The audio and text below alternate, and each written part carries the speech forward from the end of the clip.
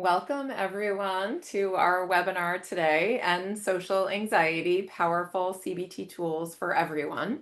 I am super excited to be presenting today alongside my dear friend and colleague and mentor, Dr. David Burns. And I will say this is a topic that is a favorite for both of us. And we love the idea that it's a topic that can be incredibly helpful to patients and to therapists, but also so helpful to people in the general public. And therapists and general public struggle so much with social anxiety because we're all human. So we're excited to bring the kind of human aspect to our training to all of you today. We decided that we're actually going to start the webinar getting to know you just a little bit, and then we're going to tell you about ourselves and introduce our topic. So I'm going to run our first poll, which is asking you to tell us a little bit about yourself. So are you a member of the general public? So you're not a therapist, you're joining because you're interested in learning a little bit for yourself or your family members. Are you a therapist who's currently enrolled in our fast track course? Or are you a therapist that's not yet enrolled in a fast track course with us? That helps us to know a little bit about our audience before we start presenting. And I'm watching the numbers roll in, so I'm going to end the poll and share the results in just a moment.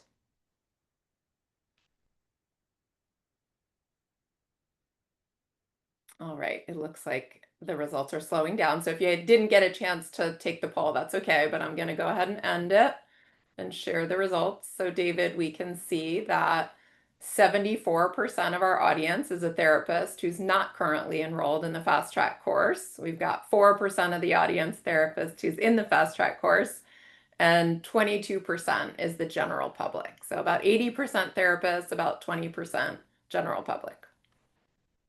Okay, so let me do a little introducing. I'll start with David, who maybe needs no introduction, but David, as you all know, is a world-renowned psychiatrist, a CBT legend, one of the fathers of cognitive behavioral therapy, a best-selling author, and the creator of the new Feeling Great app, which David's going to share with everyone today. And as I said before, David's been a mentor and a friend of mine for a long time, and it's always, such a thrill to be able to teach with David. And what we're sharing with you today are some methods that David has created and mastered, and I think make a really big difference in the lives of our patients and us as therapists too. And let me tell you a little bit about who we are at Feeling Good Institute. So our mission at Feeling Good Institute is to elevate the practice of therapy so that patients can recover faster and more fully. And we train and certify therapists in TEAM CBT, which is the powerful framework that was created by David Burns. And we help therapists move through a structured 5-level certification path, kind of a roadmap to becoming a TEAM CBT therapist. And Feeling Good Institute was originally founded by Maor Katz, Angela Crum, and myself.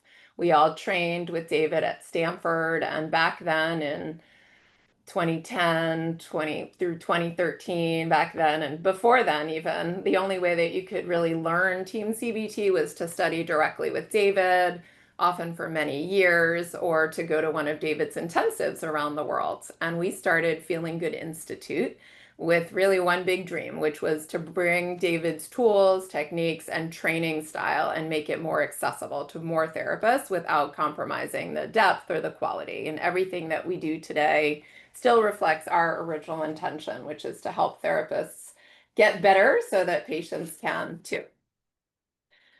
I also wanted to tell you guys that at Feeling Good Institute, we don't just teach techniques that we learned from David. We really try to replicate David's training style, which is built on one foundational idea that you only get better through practice and feedback.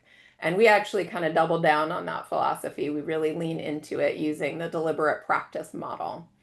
And it might surprise you to hear this, but you can see on this slide that experience alone does not make therapists better. We don't just get better by having more and more years or more sessions under our belt. We know this is true based on psychotherapy research studies. If anything at all, we all get a little bit less effective over time. But what we know does work is practicing and getting feedback and practicing again and repeating that cycle. And that's what we emphasize in all of our trainings, including the one that we're going to tell you a little bit about at the end of the workshop today. And that is the fast track course. So at the end of the webinar, we'll tell you a little bit about this program that we've created that's designed to help therapists level up their skills quickly and effectively. What used to take years and years of training, we now offer in a structured and highly effective training that you can complete in just 6 months. And I suggest that all my trainees take the course to get excellent really quickly. So we just want to let you know that what we covered today is kind of the tip of the iceberg for you therapists who are joining us, and that if you find it helpful, we'd love you to join us in the fast track course. So we'll share with you at the end of the webinar today all about the Feeling Great app, which therapists and the general public can make good use of, and also about trainings we have that can help you to become a better therapist.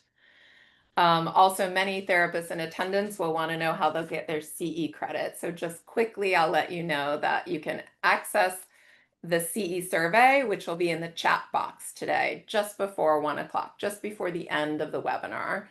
You need to be present for the full 2 hours. And if you're here at the end of the webinar, you'll see the link to do the survey in the chat box. As soon as you do that, we'll know that you've completed, and you'll get your certificate within a week. So you won't be getting it today or tomorrow, but you'll be getting it within a week of today's presentation. So now let's move on to the topic today, our learning objectives that we're going to help you to know by the end of today. You'll be able to describe the purpose of shame attacking exercises. You'll explain how self-disclosure reduces social anxiety, and you'll be able to describe the survey technique and know how to implement it effectively. So now I will move on and get us started with kind of the content of today. I also want to say excitingly that today is the biggest attendance that we've ever had. We had over 3,000 people register for our webinar today, which is an exciting all-time high, David. And we've got more than 1,000 people who've joined us already live today. So that's awesome. Welcome, everybody. So what we'll be talking to you about today is methods for social anxiety, but we want you to know that that stems from this framework, the TEAM framework. TEAM stands for testing, empathy, assessment of resistance, and methods. This means that with all of our patients, we use measures at the beginning and end of every session to help kind of assess our patients, to help check in with our patients, to track progress over time, and also to address any kind of alliance ruptures at the end of session. We also focus on empathy skills. We teach and train therapists in empathy skills, and we use these at the beginning and throughout every session with every patient to connect with kind of even the most difficult to connect with patients, and to form really, close and trusting connections. The A in TEAM stands for assessment of resistance. That means that we actually address and reduce resistance before bringing in methods. Many of the methods we'll be teaching you today are going to seem pretty powerful and pretty intense and incredibly effective. But before we kind of use methods with patients, we always do things to assess motivation, to reduce resistance, to boost motivation. We won't be covering that today, but we do cover that in a lot of our trainings. And then finally, the M in TEAM stands for method. And that means cognitive, behavioral, interpersonal, and other kinds of methods that we use to bring about really meaningful changes in our patients.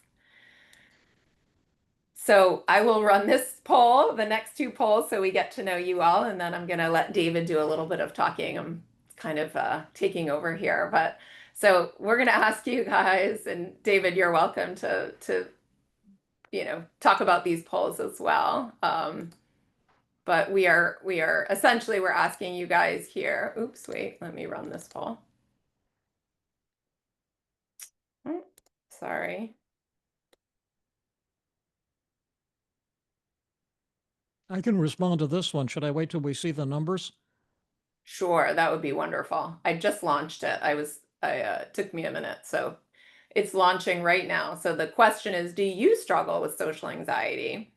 So many therapists in our training groups are so socially anxious, actually. So it would be really surprising if we didn't see that many attendees struggle with social anxiety. We can see the numbers rolling in here, and I'll stop and share the results in just a moment.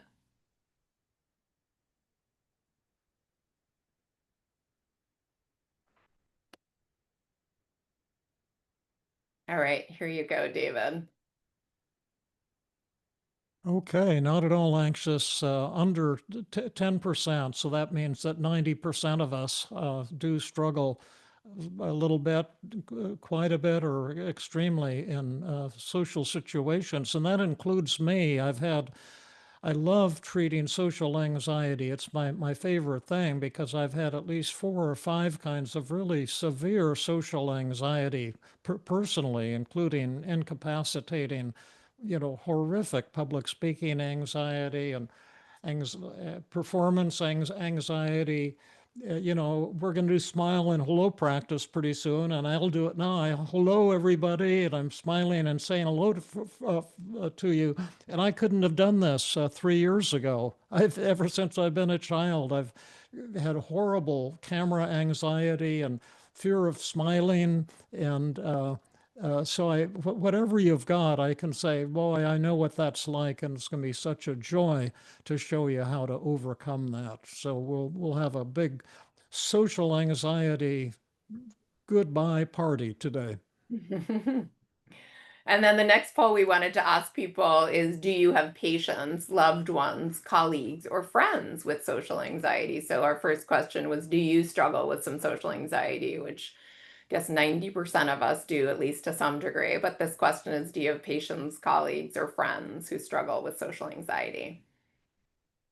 I think I know where this is going to go, but let's let everybody answer and then I'll share the Maybe over 50%, huh? results. Right.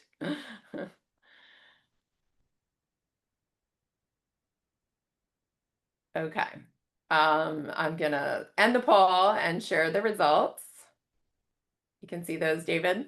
Yeah, 96%. Yeah, so it's certainly not rare and something we can all relate to for sure. And the emotional impact of social anxiety, it's more than just being anxious in social situations, but has to do with loneliness and finding a life partner and feeling isolated. Depression goes along with anxiety and social anxiety and feelings of inadequacy. And then maybe the strongest and most incapacitating feeling of all is shame. Social anxiety is almost always accompanied by shame. And so in the treatment, we want to reduce shame as well as the social anxiety, because you can argue that social anxiety, shyness per se, is not a negative at all. It's only the shame that makes it, really a bad thing for your personal life, for your relationships. And I'll turn it back to you, but I wanted to just say welcome to Johan, who's our son-in-law.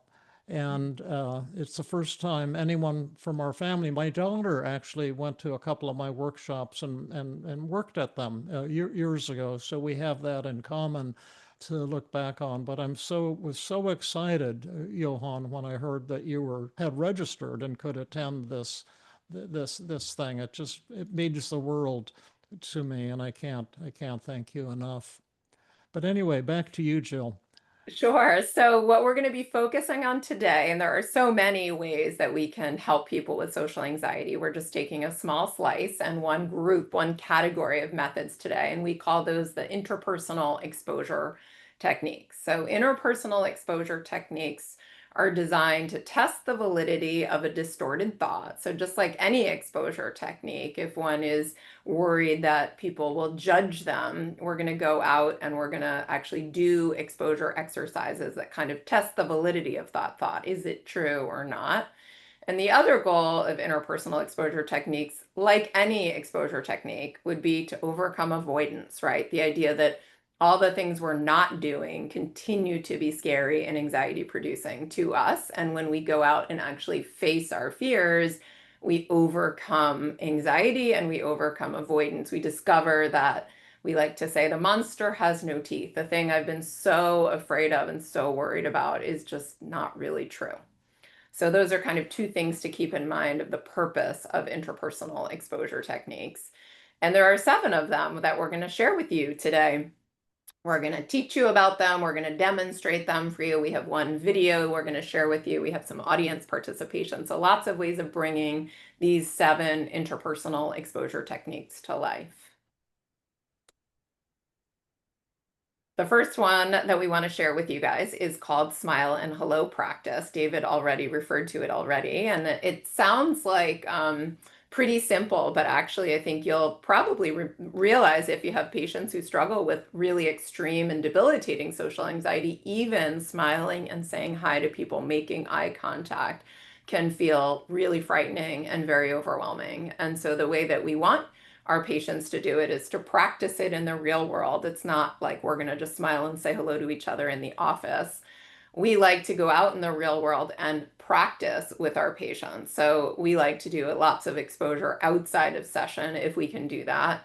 Or outside of the office, I should say, within the session, outside of the office. And oftentimes we need to model it for our patients, show them what it looks like to smile and say hello, to be, upbeat and cheerful, to grab eye contact. We want to encourage our patients to do it.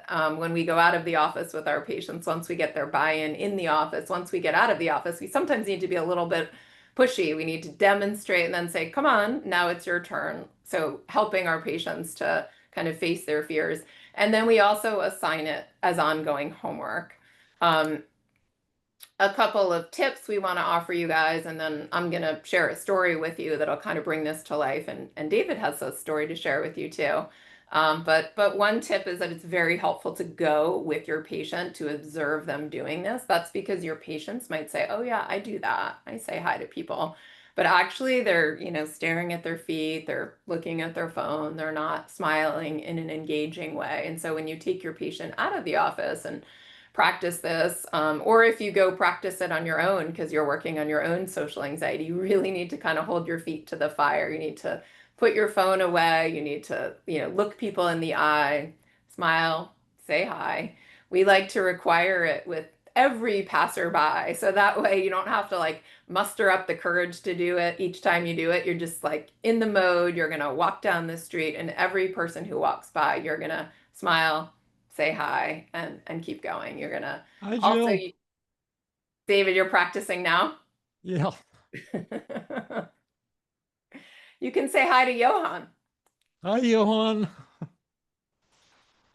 So, yes, we did this in our Tuesday group. We have a practice group, and here we were in a Zoom where you can see each other. And so we went around the office, we went around the screen and, just smiled and said, hi, Stacy, how are you? And then Stacy said, hi, David, how's it going? But yes, the goal is make sure your patients do it. They do it wholeheartedly, that they use a loud voice. You can add gestures. You saw David go, hey, how's it going, right? Be friendly. And I'll share with you guys, it's a simple exercise, but I've found it to be pretty powerful. And I'm going to use an example of a patient that I saw a couple of years ago, but it's really representative of many, many patients that I see. And this was a young man who was struggling with really extreme social anxiety. He was taking a leave of absence, a semester off from college, and come home and was working on his social anxiety because he had found it was so bad that he was not going to classes. He was afraid to eat in the cafeteria. He was anxious to go to study groups, and really had just totally shut down and was extremely depressed as well. And so we did a lot of work in the office first. We did some cognitive therapy stuff, and that was definitely helpful. Then it was time to get out of the office and do some work together. We found a busy street near my office, Castro Street in Mountain View, where there's lots of shops and restaurants. And we talked about the plan ahead of time. And that particular day, we decided we were just going to focus on smile and hello practice. And so I had to model it for him first, right? He was afraid to do it, didn't really understand what he was supposed to do. I said, "You're just going to walk alongside me." And I just went, "Hey, how's it going? Hi. Hi," to each person that we walked by. And I asked him to just make some eye contact and notice what I was doing. And, people range in their responses. Some people are very friendly. Some people don't even notice. Some people look away. It doesn't matter. We're not looking for a big conversation. We're just doing a simple exercise. And then I turn to him and say, okay, now it's your turn. And we spent the remainder of our session just having him smile, say hello to every single person that we pass by. And by the end of the session, it didn't feel, nearly as frightening for him, and he was getting pretty good at it. And so then, just like we said on our earlier slide for homework that week, I asked him every day, 15 minutes a day, find somewhere that you can smile and say hello to people. And we brainstormed. You could do it in the grocery store, you could go to Target, go to Costco. So even if you don't have a town with a big main street, people can go anywhere and just commit to every passerby they need to smile and say hello to. And David, will you share your story with us? Well, yes, when the when Feeling Good came out, eventually I got some TV appearances. It was terribly difficult, and but somebody after one of them said, you did great on TV, but you didn't smile, and you have to learn how to smile for the camera. And I kept hearing that from people, and I was really peculiar looking when I was little, and I got teased a lot, and I got enraged, and I hated having my picture taken. And up until a few years ago, I was just, you know, hated my picture taken, and if anyone tried to get me to smile, I would just get angry. Yeah, so it was a serious issue. So I decided to try smile and hello practice, but I wanted to start with something easy. So I walked around downtown Palo Alto, and but I started just by saying hello to inanimate objects like a telephone pole or a fence or something like that. And I got used to that pretty quick. And then I moved on to animals. And dogs were especially good. Say, oh, hi, good to see you. And they're so friendly, and they'll come up and they'll lick your face, 95% of them. And, cats, find a cat and hello, and you're such a pretty cat. And then I moved on to humans, and now I can say hi, hello, and smile, and it's no problem. But it was put a real crimp in my style for the longest time, and that was the approach that I used. Love it. And I also love that all the methods that we're teaching you today are methods that we practice ourselves and we ask our patients to do, right? In the spirit of we would never ask our patient to do something we weren't willing to do ourselves. Do you want me to Well, keep going, David, or you yeah, want to well, jump in here? self-disclosure is another Yeah. tremendous technique, and I've used a lot with my students on hikes and things like that. And the idea is that shyness is never a problem. It's your shame, and that shame, as you pointed out, Jill, cannot exist without secrecy. You have to keep something secret to be ashamed of it. And so you can use self disclosure to share your feelings of anxiety, inadequacy, and shame with others. But it's an art form. All of the things we're teaching you are art forms. They must be done skillfully to have a really good effect. And so you can approach strangers and say something like this. Now, this takes courage, takes balls, as the Buddha so often said, to do this, but it's tremendously helpful.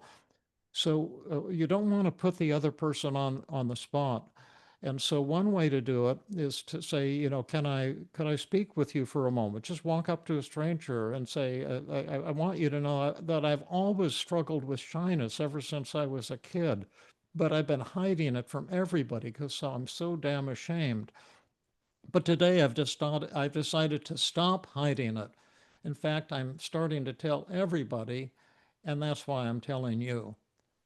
And this is tremendously powerful. And just to give you an example of how powerful it can be, I got a phone call from a man in New York City. This is when I was still living in Philadelphia. And he said that he was very successful and powerful, but hadn't had a happy day in his life, and that he had extreme social anxiety. And he said he owned one of the companies on the New York Stock Exchange. My God, that's pretty unbelievable to my way of thinking. And he said, the only time I'm happy is when I have a board of directors meeting, because then I'm the chairman of the board, I'm in control, and I'm perfectly happy and relaxed. But every other situation, I'm terrified of people. Anyone, I'm just terrified.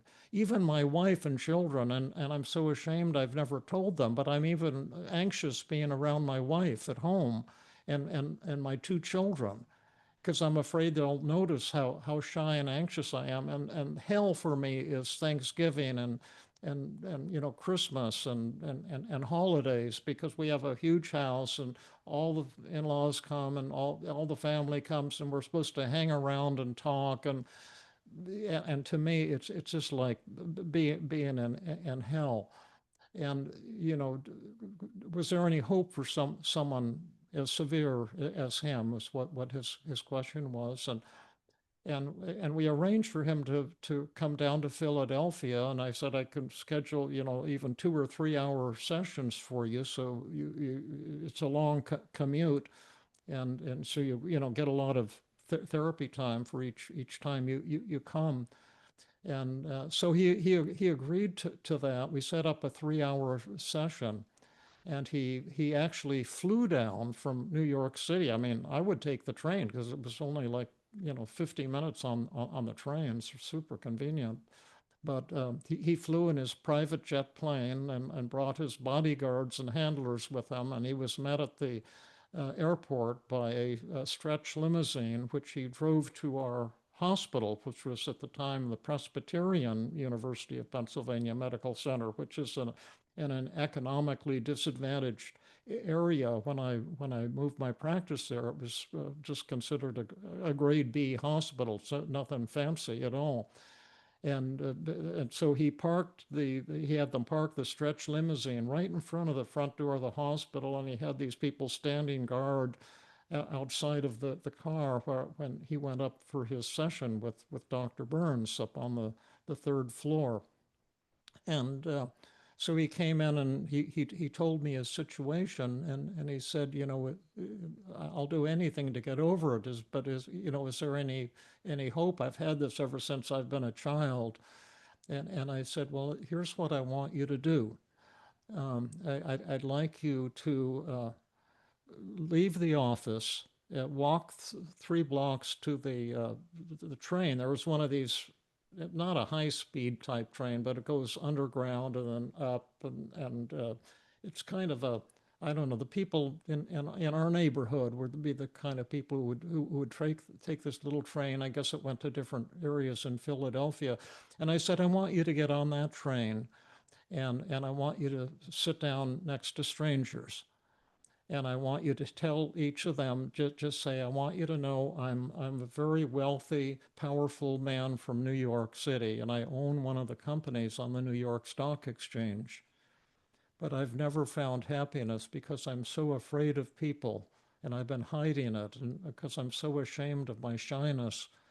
And so I've decided today, my shrink told me I have to start telling people, and that's why I'm telling you. And I said, I just want you to do that for, you know, 2.5 hours, just person after person, and then come on back to the office. And he said, oh no, there's no way I'm doing that. I can't possibly do that. That would be horrible. And I said, you could possibly do that. You can. You know, I notice you have 2 legs and they seem to be working when you walked into the office. And I think they would work now. And all you have to do is stand up and go down to the main floor of the hospital and then go out the front door and ask one of the people there, how do you get to the train? Uh, and then I want you to walk 3 blocks, get on the train and ride it, and then come back. And he says, no, there's no way I'm going to do that. And I said, and you can't bring your bodyguards or you know handlers either. You have to do it alone. And he said, I will not do that. I absolutely refuse. And this is so important in all anxiety, but especially social anxiety. And you have to be prepared as a therapist to confront it. And what are you going to do when your patient refuses to do the very thing that might change their life? And so I told him, I said, okay, I understand what you're saying, that you can't do what I'm asking you to do. But that's the blue plate special. That's all that's on the menu for today. And so if you don't want to do that, I won't charge you for today's session, and you can just walk on out of the office right now and go back and get in your stretch limousine and fly your private jet plane back to New York City, and we'll be done. Well, he didn't like hearing that. He was pretty agitated, and then he finally said, if that's what I have to do, okay, I'm going to do it. But I know this is a terrible idea. And and then he came back to the my office 2.5 hours later, and when he walked in, he had tears in his eyes. And I sat down and I said, "What are you crying about?" And he says, Dr. Burns, I just had the best 2.5 hours of my life. It was terrifying to me at first, but I got on the train, and the people didn't look very fancy. They had on, kind of pretty average clothes, pretty average looking, and I had all my fancy clothes on. And I sat down to a woman and told her that, and she says, "Well, God bless you. You're doing great." And she told me all about her children, and asked about me, and she said, "We just love you." And I couldn't believe it.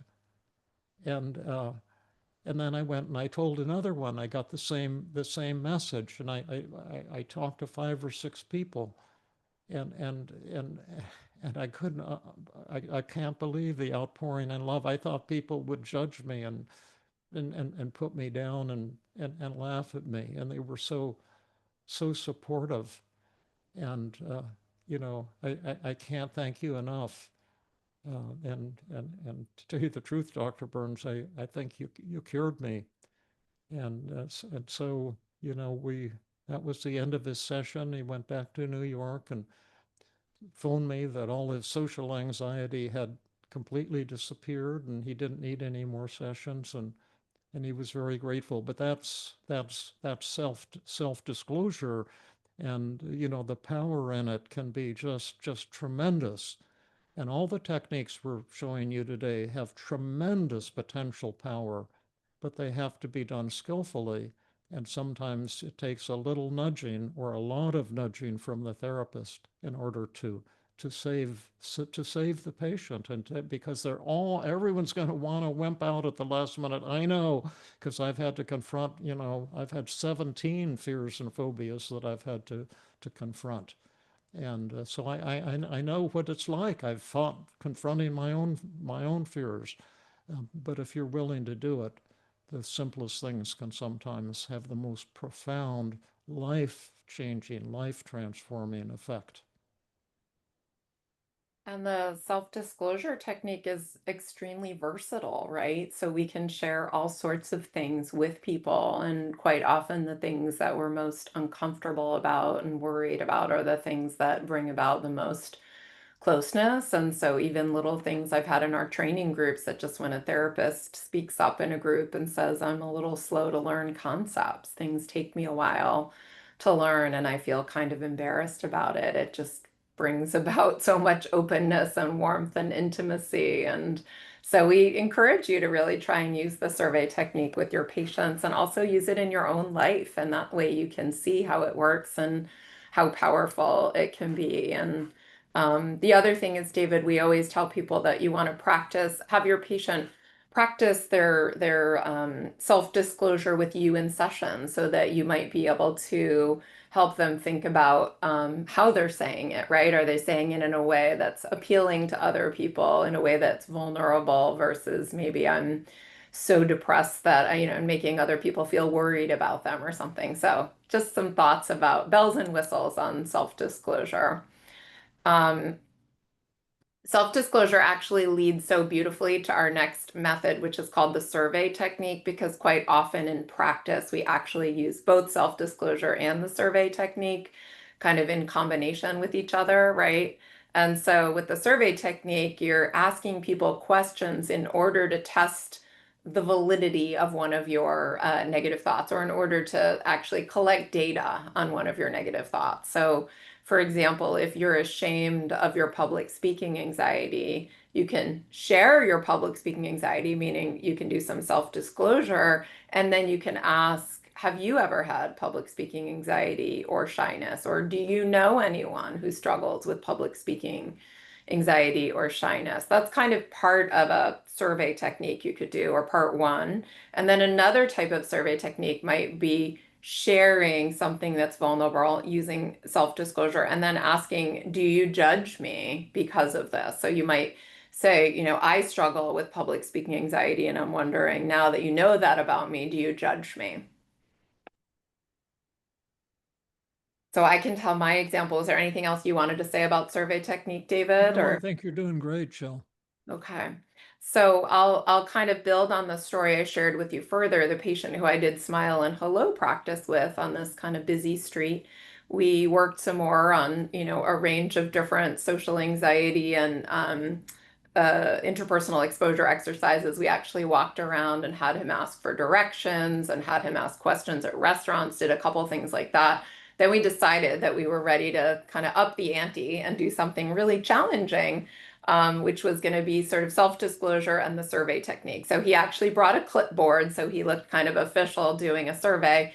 And we stopped people on the street. And the first survey that he conducted, kind of like on the previous slide, was probably the easier of the two, which was to introduce himself to people. He basically would stop someone and say, I have a very quick 10-second survey for you. I struggle with social anxiety, and I'm just trying to collect data today. Do you struggle with social anxiety, or do you know anyone who struggles with social anxiety? I'm just trying to figure out if this is like a common affliction. And that one was felt a little less vulnerable to him. And people would stop, they would answer, and pretty much every single person, as you saw in our audience today, either said, "Oh yeah, I'm a little nervous in social situations," or um, of course, I know people, I'm an engineer in Silicon Valley. Everyone has social anxiety. So people were very actually, kind of supportive, and answered the survey. There were some people who said, "Oh, no, I don't struggle with social anxiety," and then just kept walking, right? So it's not like every person is going to be warm and friendly. But the next survey we decided to do, that went well. And he was like, okay, I understand. This is definitely not me. I'm not suffering alone with it. But we decided that we wanted to make it a bit more vulnerable. And so we had him stop people and basically say, I'm a college student, and I'm really struggling a lot with social anxiety, and I worry a lot about people judging me. And so today I'm kind of confronting my fears, sharing my anxiety, and asking people, do you judge me knowing that I'm anxious in social situations? This actually elicited a lot of kindness from people saying, no, absolutely not. And wow, you're doing such a good job facing your fear. And people were really supportive. And then the most surprising response we got was from someone who said, wow, I can't believe like you're doing this and you have social anxiety. He was like, I have social anxiety, and I would never do this. And so my patient then said, oh, well, actually, this is my therapist, and she's, supporting me in doing this. And then the person that he was talking to said, oh, wow, do you think I could get your number? Because I need to do this. This sounds terrifying to me, but this is like exactly what I need to be doing. And then the two of them started like a really kind of warm and caring conversation. So it was very, very powerful for my patient to do both the self-disclosure and to do the survey technique. So we decided that we would like to call on someone from the audience to share something vulnerable with us, to do some self-disclosure, and then to conduct a survey today. And I think Mike is going to unmute someone who reached out and said they'd be willing to volunteer. So Mike, can you help us with that? Yes, she should be just rejoining the webinar shortly. I think she has to log out Yeah. and then log back in. Perfect. Hi, Sue. Oh, we can't hear you, actually. Will you unmute yourself? Thing. Oh, Hi, everybody. okay. Good morning. Hi, Sue. How are you? I'm a little nervous, but I'm okay. Hi, Sue. Hi, David. Nice to Thank you for meet volunteering. you. Welcome. So, shall I? Yeah, what you want to do a little, you were going to start out with a little self-disclosure, right? And then maybe conduct a survey today. Sure. Yeah. Well, I'm a little embarrassed about this, but I worry that when I forget things like words, previous details about who I've met with, even what movie I saw last night or last weekend, that I'm slipping into early cognitive decline. And that's really scary to me, especially because several of my close friends um, recently in who are in their 80s have been diagnosed with dementia. And I wonder if anybody else can relate to this fear. I'm worried kind of that I'm alone in it, in feeling this way. And I'm also worried that you're going to judge me for it. Well, can I respond to your survey myself? Sure. Sure. Yeah, well, I'm getting more and more forgetful every day. Um, but I can remember your name, Sue, so that's a big plus. But what happened yesterday, and my short-term memory is just going down, down, down. But I'm kind of a here and now guy, and so I still love doing what I do, and I'm still really loving life and working with Jill and teaching. But I have the same issue, so all I can say is I love you and feel much closer to you for your having shared that. Thank you, David. I really appreciate that. I love that. And Sue, I'll just to highlight for the audience too, like this is a really good one, because Sue is not saying her survey is not, do you think I have early onset Alzheimer's? Her survey is to say I'm sometimes forgetful and I feel really self-conscious about it, right? Kind of do you judge me for that? And also, I worry that I have, cognitive decline. Does anyone else have that same kind of worry? Because I feel like I'm alone in it. So, we decided that we would open the survey to the audience. And so we would love it, audience members, if you would message Mike your answer to Sue's survey. And Sue, just to put you on the spot again, why don't you say your survey question one more time? Sure, it's in terms of forgetting things like words or what movie I saw last weekend or who I met with. Can anybody else relate to the fear of that I'm slipping into early cognitive decline or dementia? And I'm also worried that you may judge me for this. Or maybe people are worried that people would judge them for some other, cognitive slipping and lack of perfection. They've been just pouring in already, even before you ask for the audience participation. There's a bunch. I'll read a number of them for you, Sue. I can relate a thousand, maybe it's at 10,000%, and I'm 33. I feel the same way, and I'm only 38 years old. Hi, Sue. I can definitely relate. My fear around that is thinking others will think I'm losing it, and I'm not as valuable as current in skills. I can relate with Sue, especially after having a stroke. I just keep practicing memory exercise to get better. I feel this kind of fear. I've been there. It's more common than you think. You're definitely not alone. I can relate. 36 years old. Absolutely, I relate. Now in my 60s. They're pouring in so fast I can't actually get to them all. But um, wonderful. Yeah. I can copy and paste these for you for later. Thank you. Oh, that'll be amazing, Mike. Yes. Mike is so good about doing that for us. So let's ask you, Sue, how does it feel hearing Oh, people's responses to your survey? that feels overwhelmingly good. It's just so nice to know that I'm not alone. And I guess I knew that other people had forget things too, but this worry that I'm slipping into a disease just really kind of has gotten my attention. So Oh it's so yeah. nice to hear that everybody who has responded says that they too have had these worries. Can I share with you my worst memory gaffe ever? Yes, But please. sometimes I have nightmares where I'll think I'm in an airport trying to get home and I can't remember how to get home. And it's like, and I can't find my wallet. Mm. And it's just terrifying. I've had those a lot, but my can I give you something that's very kind of shameful and embarrassing? Sure. The I was talking to a patient and about our son Eric, and uh,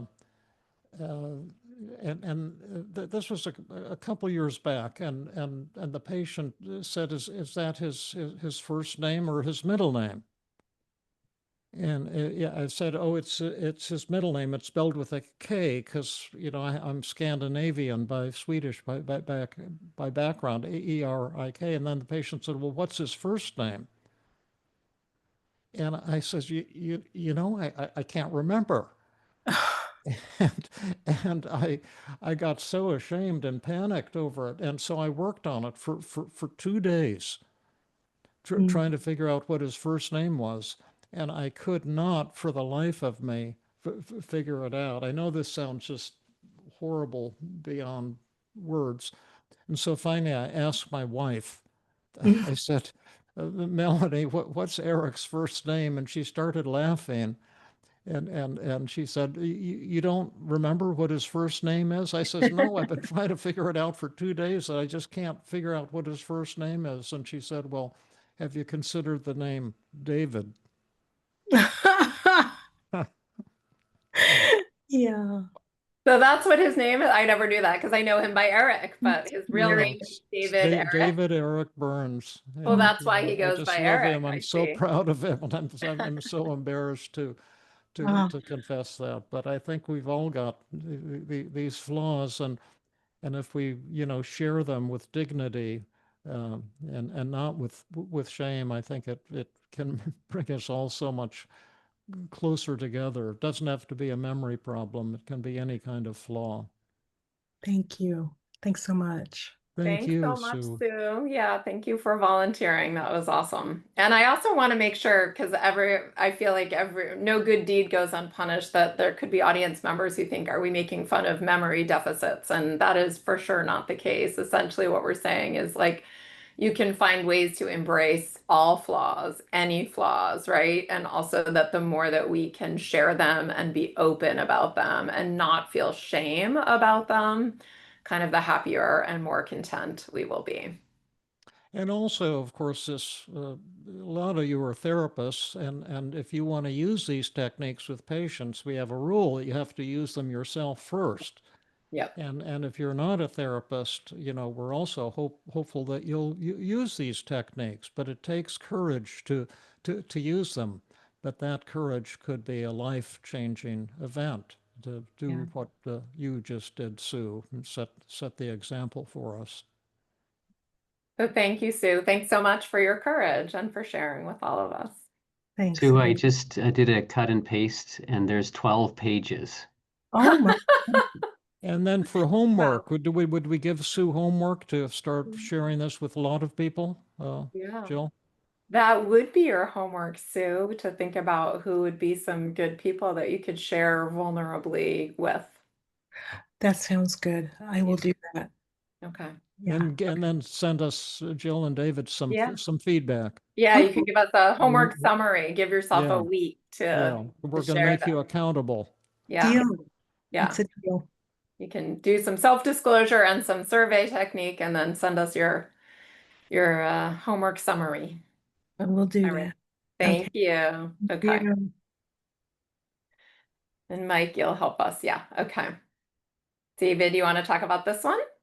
Well, I'll start it and you can do it in the middle and then I'll tell my Okay. story. But Okay. there's two, underneath the negative thoughts. We're not so much into distorted negative thoughts today, although they are a massively important part of our work, including with shyness. But underneath those distorted thoughts, like, I'm no good, I'm defective, I shouldn't be so shy, why am I so screwed up, all that stuff. There are these self-defeating beliefs. And two of them that I learned about that I thought were really cool are the spotlight fallacy and the brush fire fallacy. And the spotlight fallacy is that all shy people have this, is that when you're in a social situation, you feel like you're under a spotlight, dancing on the stage and having to impress people by saying something incredibly interesting about yourself. But you realize and think, gosh, I can't think of anything interesting to say to this person. So you start racing, your mind starts racing and trying to think, what am I going to say to this person so I don't bore them, so I don't put them to sleep. Meanwhile, they're talking to you, say a stranger at a social gathering or a party or something, and you're so preoccupied figuring out what you're going to try to say next that you don't even notice what they're saying. And so when they stop, you respond with whatever little speech you decided to give or something about yourself that you know damn well they won't really care about. And they feel like you're not listening. So they get frustrated and they say, oh, I've got to talk to so and so on the other side of the room. And they're off. And then you say, oh, just what I thought, I got rejected. And that's how it works. That's called the spotlight fallacy. And Jill will tell you in a minute, and then my story will reinforce why this is a fallacy. Because people like you not because you're interesting and can impress them, but because you're interested and can impress them with themselves. But more on that in a few minutes. The brush fire fallacy is the other half of these two self-defeating beliefs. And that's the idea that all human beings are clones of each other. So all human beings think the same way. So if one person disapproves of me, the word's going to spread fast like brush fire, and it's extremely dangerous. So that person will say, boy, I talked to that guy Burns at the party, and he was really a dud. I mean, he was just talking about himself. He didn't seem to be listening. And then, oh, well, that person will tell three others about Burns, and then each of them will tell three others, and it will spread exponentially. So by tomorrow, I'll be the laughing stock of the San Francisco Bay Area, and that's called the brush fire fallacy, and that's what makes disapproval so threatening because you think everyone's going to react in exactly the same way. And both of these things, as you can imagine, are traps, right? So they're fallacies, they're self-defeating beliefs, right? They're belief systems that people have about social situations that make them think all the world's a stage and therefore I have to perform. And if I mess up, everyone will know. And we know these things are not true. And so the goal of the talk show host technique is to kind of push against those or disprove those fallacies to work against them. So instead of trying to be all interested and impressive, the goal, sorry, interesting and impressive, the goal is instead to be interested, right? To be like a good talk show host who basically is just fascinated with their guests, right? Talk show hosts are not talking about themselves and seeming interesting. They're just really good at bringing out aspects of the person that they're talking to. So when we do the talk show host technique, the goal is to have your patient talk to strangers and keep the attention on the stranger. So ask questions, ask follow-up questions, give compliments, just be really interested in the person that you're talking to. And sort of, agree with their ideas. Oh, that does sound really cool. Oh, I can see how you could say that. Tell me more about that. I've always wanted to learn about this or that. I also think that, when you start sort of just paying attention to the other person and take the pressure off of yourself, that in and of itself can feel pretty relaxing, right? My challenge is just to learn about the other person. That's kind of it. And then, of course, the idea here is that your warmth and interest in the other person will always be more than sufficient, right? Because ultimately, most people just want to feel good about themselves. And so if you're talking to them and you're interested and you're sort of making them feel good about themselves, they're probably going to feel good and think, oh, this is someone that I really want to hang out with, more often, right? Um, and then, yes, I know, David, you have a story here, I think, but the goal is to, You can practice this with your patient in the office. That's very powerful, actually. You can take turns practicing being, the person who's the talk show host and answering and then role reversing and things like that. So demonstrating for your patient how you can be interested in anything and then allowing them to practice doing it. You also then want to give them homework like you saw us do for Sue. So a homework assignment for them to practice with at least one stranger per day. And again, honestly, I can do this with someone in the grocery store. I just noticed something in their cart and I can ask them, oh, I see that you have soy milk in your cart. And actually, I've never bought soy milk, but I'm wanting to try something that's non-dairy. Like, do you like it? And why do you like it? Oh, tell me. Oh, I also noticed, just starting to engage and ask questions and seem interested. And then, of course, if you can go out of the office with your patient, you can take turns using the talk show host technique with strangers and you can give each other grades. And these are things, sometimes we fall flat, sometimes we don't do a great job, sometimes we need to practice another round. And so they're kind of a strategy you can use to have fun and keep getting better at together. And David has a beautiful story here. I'd love to hear it. yeah, when I went to Amherst College, I was a philosophy major, philosophy of science. But my senior year, and I planned to go on to philosophy graduate school, but my senior year, I read a book by Ludwig Wittgenstein, who many now consider the greatest therapist or the greatest philosopher of all time.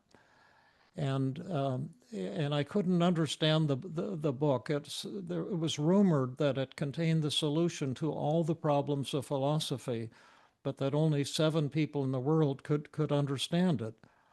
And I decided to write my dissertation on it, or senior honors thesis, or whatever it was. But I didn't understand it. I was reading it for 6 months and I couldn't figure out what the hell he was talking about. And then it hit me like lightning. One day I was walking across the Amherst campus and I finally saw what he was trying to say, which was so simple and obvious. And at that moment, I understood the solution to all the problems of philosophy that had ever interested me. And so I got excited and I went to my supervisor and said, I don't think I'm going to go to philosophy graduate school. I think I'll go to psychology instead, because Wittgenstein wanted his students to give up philosophy and do something practical. And so that's what I want to do. And I think clinical psychology would be good because then I could help people. And my supervisor says, no, you have to go to medical school, not psychology graduate school. And I said, that's ridiculous. Why would I want to do that? I'm not even a pre-medical student. The only thing I never wanted to be was a doctor. And I haven't had any biology class since 7th grade. How can I get into, medical school without being a pre-medical student? And he says, don't worry. He says, you can probably talk your way into anything. Just apply to medical school. So I said, well, why? He said, well, because only medical doctors can prescribe medications. And in the future, medications are going to be so important in psychiatry and psychology. So I reluctantly applied to a bunch of, medical schools, and I think I might have had good recommendations because I was a good philosophy student, and I got interviews at quite a few of them. And when I went to the Stanford, the for my that was my first interview. It was in the basement of there was a museum. They have a Rodin garden and all these great treasures, and down in the basement is the anatomy and area. And I was going to be interviewed by the chairman of the Department of Anatomy. I said, "Oh my God, what if he asked me about my research in chemistry and all my science background and everything?" I'm like a laughing stock. And I didn't know what my MCAT scores were, but when I took that test, I didn't even recognize the words, much less know how to guess at the answers. And so when he came out to greet me for my interview, I said, well, you know, it's kind of dark down here and a little bit creepy. Is this where they keep the dead bodies that the medical students, you know, cut up their first year and dissect? And he says, oh yes, but it's actually exciting down here because my office is right down the hall. And I said, oh, well, that's cool. Could about my office, my laboratory where I do research. And I said, oh my God, would there be any chance I could see your laboratory and you could tell me about some of your research? He got all excited and he showed me his laboratory and I looked at a machine. I had no idea what it was, but I read the name of it on the metal plaque that it was some kind of a, you know, inverse photon radiographic, blah, blah, blah analysis machine. And I said, oh, I see you've got one of these. Do you use this in your research? And he says, oh, yes, we just got that machine yesterday and it's really exciting. And I said, well, tell me about your research. I'd love to learn about what you're doing. And he started talking and I just kept asking questions. So I didn't want him to ask me any questions.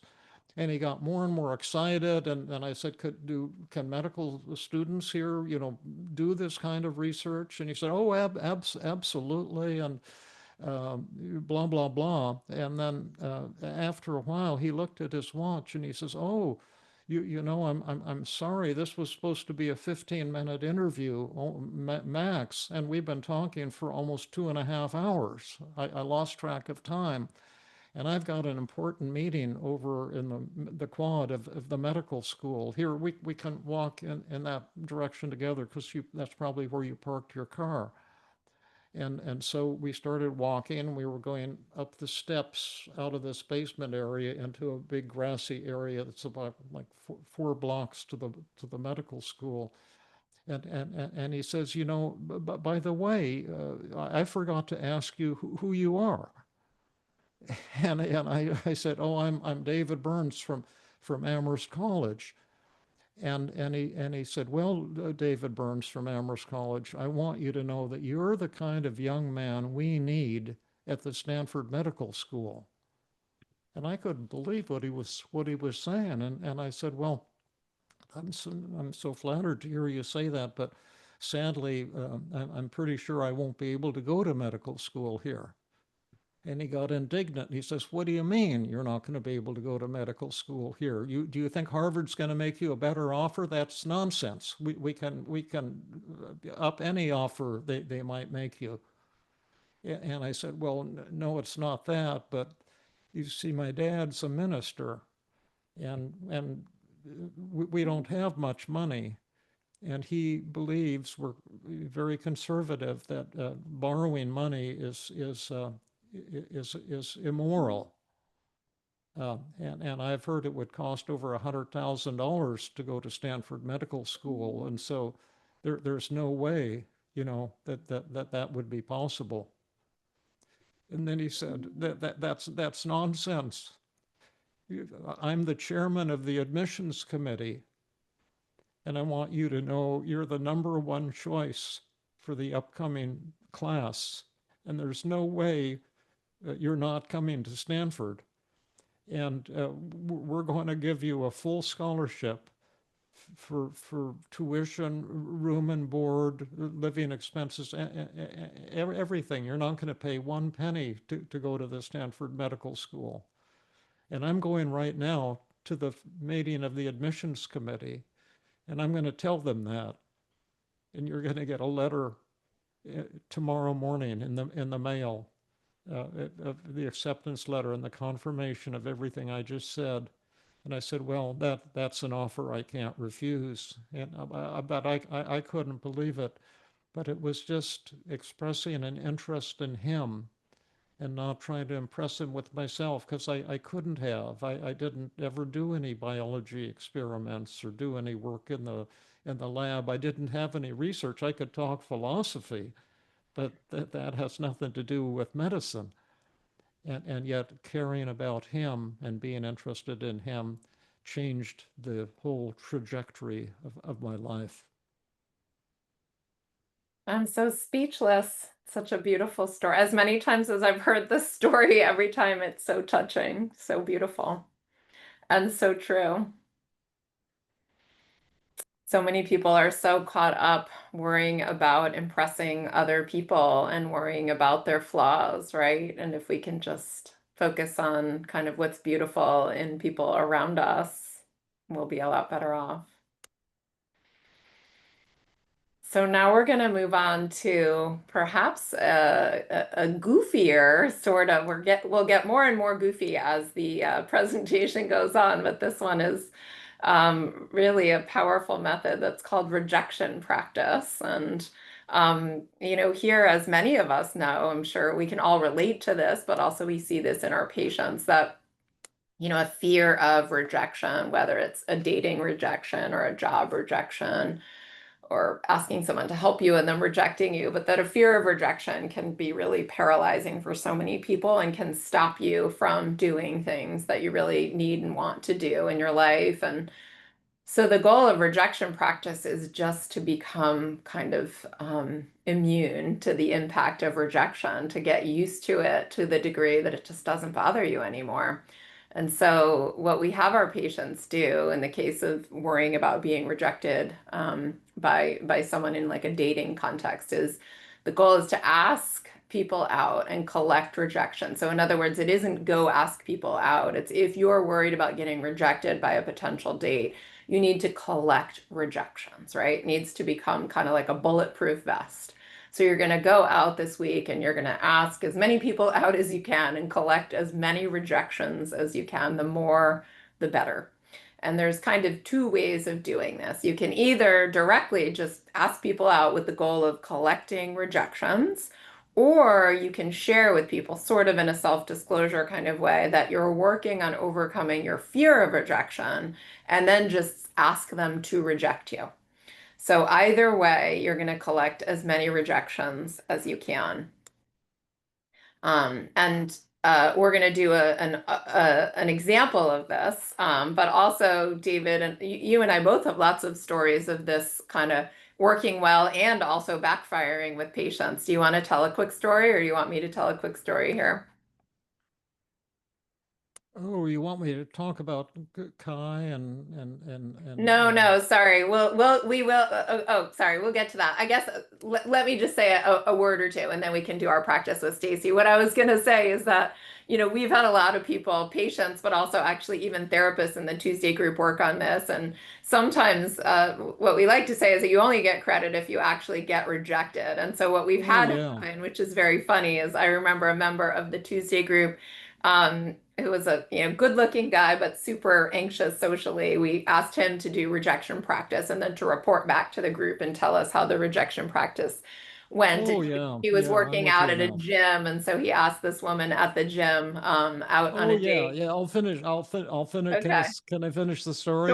Sure. Yeah. This was the fellow I was helping out, and he was, you know, extremely anxious and shy, and so, you know, I said, you've got to do this rejection practice. And he kept resisting and resisting. And finally he was in the gym climbing a wall, and and he noticed a really attractive young lady climbing just a few feet away. And he said, I would really appreciate it if you'd reject me, because I'm trying to overcome my fear of rejection. And she said, I'm sorry, I can't do that. But what I could do, if you're interested, is to give you my phone number. So that's what you meant by it backfiring. Yeah, Exactly. that was such So we've a had neat. lots of experiences with patients too, where certainly patients who have collected plenty of rejections and just gotten used to it and it worked beautifully. And then patients who've tried to collect rejections, who've gotten acceptances and gone on dates as a result of it. And then we like to tell them, well, you don't get credit unless you actually get rejected. The goal is to collect Yeah, as many rejections, because of course it feels great when someone says, I'd love to go out with you. But what we want you to do is be able to feel pretty neutral when people say, I reject you, right? yeah. So we're going to show you how it works, right? So we have another volunteer that Mike is going to help us unmute. I see Stacy coming on screen, and Stacy, can you unmute yourself? Yes, hello. Hi, Stacy. So will you tell us kind of just a little bit about what what makes you anxious? What kind of a rejection is making you anxious? And then we can kind of show you how it works. We can reject you if you allow us to.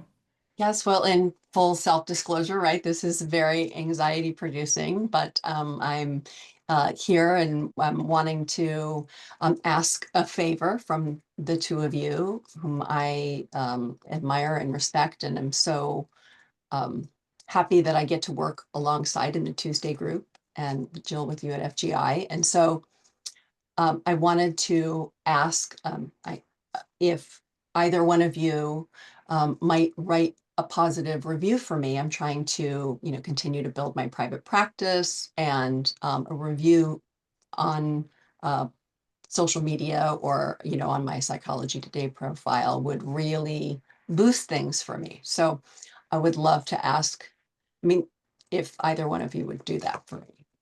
Well, I can answer that right off. I don't do these endorsements, and I reject you. And Well, go yeah. ahead, Stacy. You can respond. No, please reject me first. And then I actually had that was my plan for today. And I actually had another request too. So Okay. reject first and Okay, so I'll reject you as well. So no, Stacy, I won't write a letter for you on social media. I don't feel comfortable doing that. Well, thank you. I understand and I appreciate your honesty. And so actually I had something else happen this morning. I thought this would be a really good request. I actually played pickleball this morning, and now my back really hurts. And David, I know that you have suffered with back problems in the past, and I wonder if you might give me a back massage to help me with my pain. No, my wife is watching. That was a funny one, Stacy. Yeah, no, I will not massage your back either. Totally acceptable. Thank you both very much. Okay, and so just also to make well, actually, we can ask you, Stacy, how does it feel? And then I just wanted to make a couple other comments of how this could go, or we could even practice a little more role reversal. But how's it feeling for you, Stacy? Yeah, even knowing that I am planning to get rejected, it does bring up some anxiety, but also it's okay, right? I survived it. Um, and I think it makes it easier to ask each time, Hmm. practice that. So And then also we can practice by saying, like, Stacy, I'll do this with you. If I were to just say, yeah, Stacy, I'm gonna ask you to go out to lunch with me, and I just want you to reject me, right? I just need to practice being rejected. So, Stacy, will you go out to lunch with me? no, I don't want to go out to lunch with you. The idea sounds terrible to me. And no, I reject you. And then I'm gonna say thank you for the rejection. I totally appreciate it. This is super helpful. I got to collect like maybe 10 more of these today. Yeah.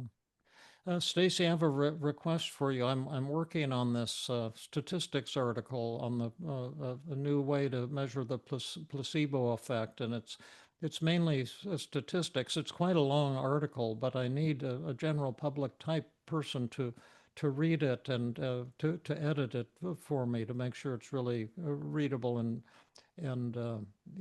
appealing. It would only be a few hours of work. You seem like a smart person, and I'd really like you to read and edit it for me. Would you be willing to do that? Well, I appreciate that, but no, I don't think I have the time to be able to do that. And no, Are you rejecting me? I am rejecting you. Thank you. All right. Well, and we also kind of morphed it a little bit into no practice, which is also a method that we use that we won't be talking about specifically today, right, David? But it was sort of a combo Yeah. of some rejection practice and no practice.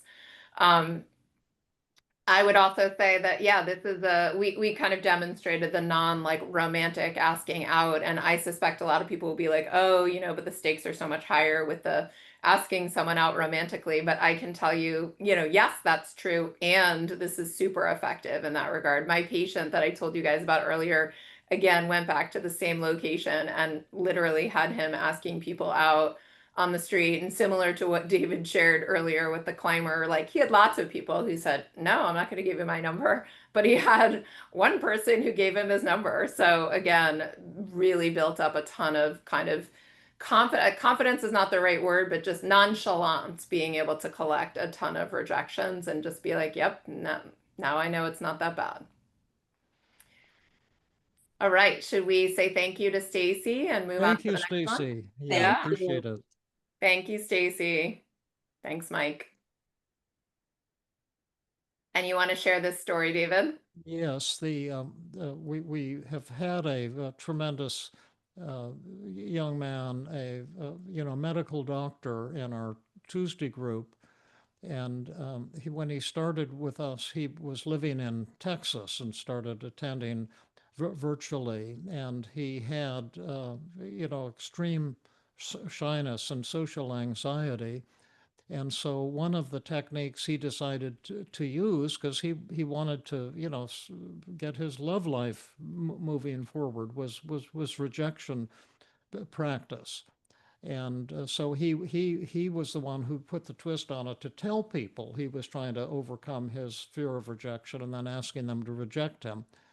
And he was describing that in our Tuesday group, and where we break into small groups, and he was in one of the small groups, and Shan Mary, who's also in the Tuesday group, who's now doing, I think, a certified psychiatric nurse practitioner, was in his small group, and she was also struggling with severe social anxiety.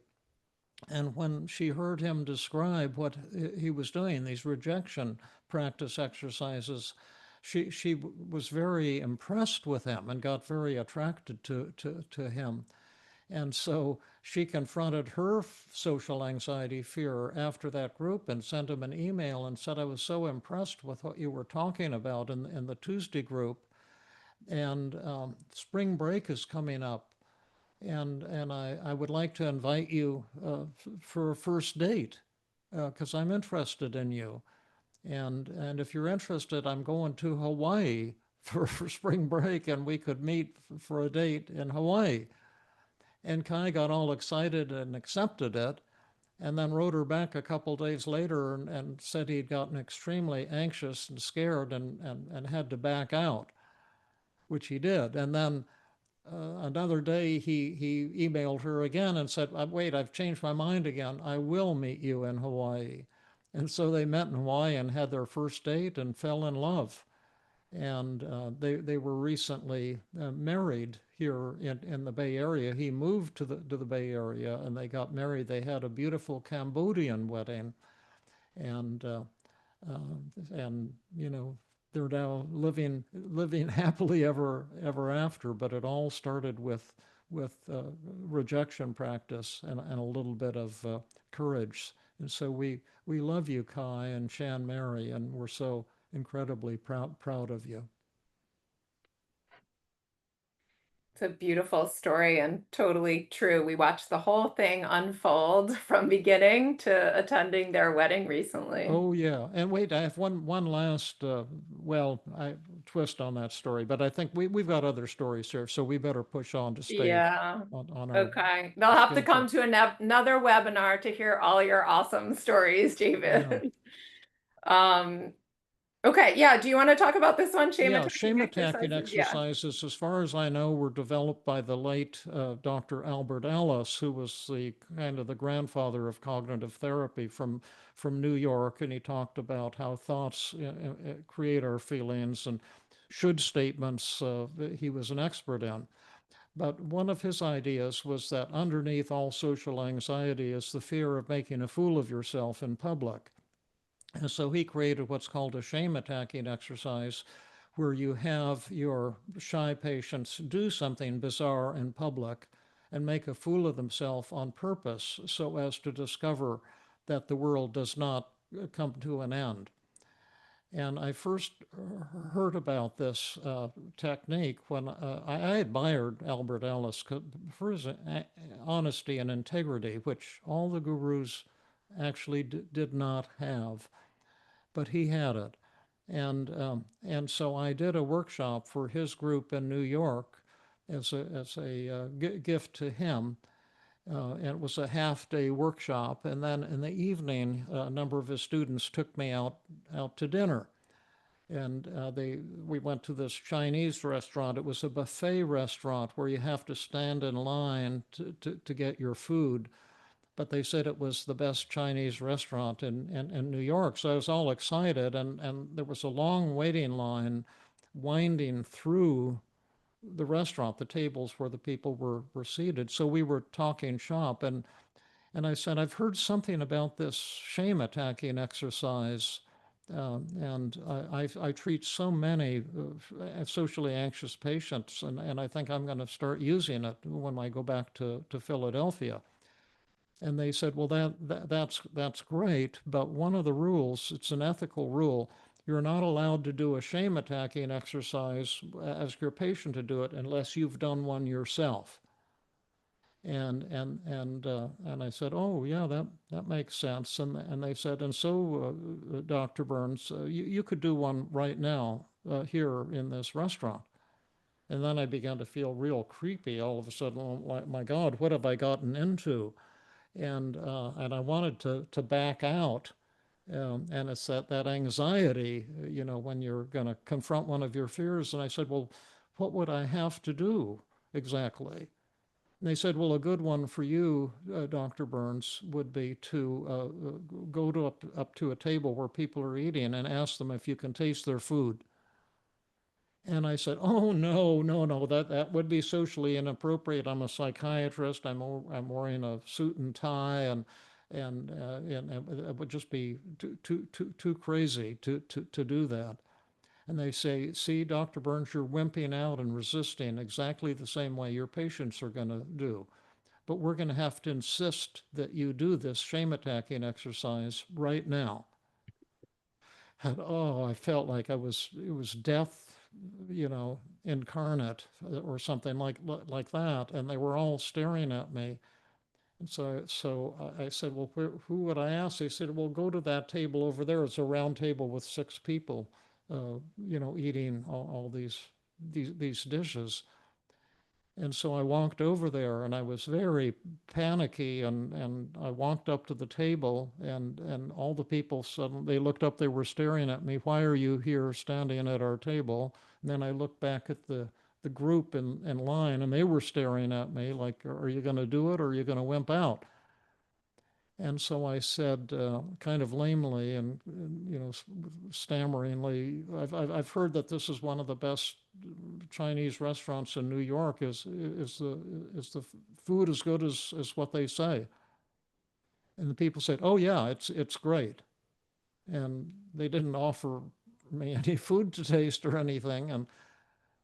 And so I looked back at the people, and they were still staring at me. And I looked at the people at the table, and they were still staring at me. And it was like jumping off the high diving board into the swimming pool for the first time. If you're afraid of heights, it's terrifying. You've just got to jump. So I said, I've just got to jump. So I said, well, I know this is going to sound weird, but do you suppose I could taste that dish right there? And then they said, oh, sure, we've got more than we can eat. And they took a fork and put a bunch of food on it and handed it to me, and I ate it. And I said, wow, that is fantastic. And then they said, oh, well, you've got to taste this other dish, it's even better. And then they gave me another forkful of food. And then the people from the Ellis's Institute in New York all rushed over the table and said, oh, can we taste some too? So all of a sudden there were, 5, 6 people seated and about 5 of us, and they were feeding everybody tastes of all the food, and everyone started snickering and laughing, and no one could figure out what was going on, but it was very fun and funny. And then, we thanked them for letting us taste their food and went back in line. And I thought to myself, my God, David, you just made a total ass of yourself in public for everyone to see. But you're still alive. And actually, people enjoyed it. And they'll have something to talk about tonight. They'll say, wow, these weird people came up and asked to taste our food, and we let them taste our food, and it was really one of the funnest things ever. And I said, maybe, David, you've been taking yourself too seriously. So I went back to Philadelphia, the next day on the train and started doing a lot of personal shame attacking exercises. And then I began using them with my patients. Now there's a lot of rules about them that it's like anything. It's a high skill set. And Wait, where let's do see, we do have we our have rules? our It must be after this. rules? Yeah. Yeah, let's do that first. Yeah. Yeah, and one thing you have to consider the patient, and I go out with them doing the shame attacking exercises, but ask yourself, will this be a positive experience for this patient? Because sometimes it may be not the thing to do with certain patients. Maybe if they have, poor interpersonal skills or that type of thing. And then consider the context. I wouldn't do that. My office was at the time in the hospital, and I wouldn't do shame attacking exercises in a hospital or a church, for example. And then in addition, you have to consider the impact. It should not be aggressive or make other people uncomfortable or afraid. Instead, you should be poking fun at yourself and not at other people. And now we can give Yeah, and that other slide. Yeah. yeah, and I'll just say one quick thing. We're going to give someone an opportunity to do a little shame attacking, but just to be clear, so again, the goal here is to reduce shame by being willing to do something that might draw attention to you and might be kind of goofy or silly, never to offend other people, never to hurt other people, not to intentionally make other people uncomfortable, although some things we do might be a little awkward and silly. And just to also kind of prime the pump for you all, there's a whole range of things you can do for shame attacking. So I love David's story, and I'm sure that made a lot of people feel cringy imagining that happening. And we've had a lot of people repeat that same kind of practice of the asking people to taste something. But even things like I've had patients just buy like a little birthday hat and walk around town wearing a birthday hat, or a tiara. Or a patient and I went to like kind of a nice restaurant, and outside the restaurant we just got down and did like some push-ups and sit-ups and jumping jacks, or we'll stand on a street corner and sing a song. So just all sorts of things you can do to kind of draw attention to yourself, and the goal being essentially to not take yourself too seriously, right? And to kind of have fun with it. And we always have a lot of anticipatory anxiety doing these things, and then end up feeling a huge sense of kind of like exhilaration after doing it. We just had people in our training group practice this past week, actually, and then had them all kind of report back and tell us the exercises that they're doing themselves and also the exercises they're doing with their patients. So, Mike, we have a volunteer who said she's terribly anxious to do this, but wanted to do shame attacking with us today. Will you help us connect with her?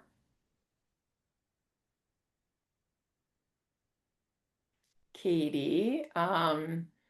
So Mike, I'm sure you're working on unmuting Katie and showing us. We can see you now, Katie. Will you unmute? Yep, there you go. Oh, Hi, Katie. you were unmuted, then you just muted again. Try that one more time. You were probably doing it at the same time as Mike. Okay, good. Hi, Katie. Can you hear us, Katie?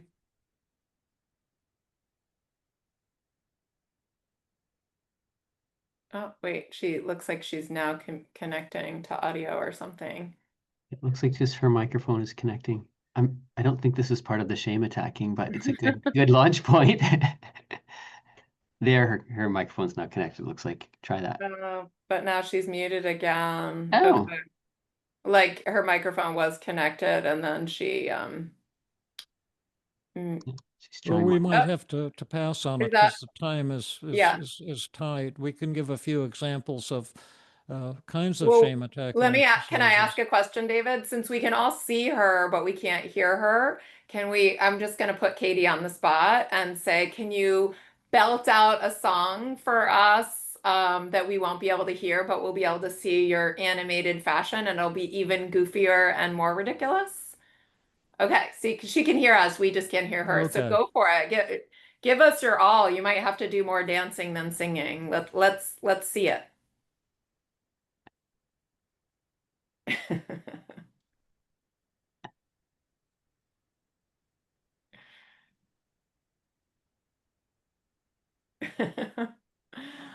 All right.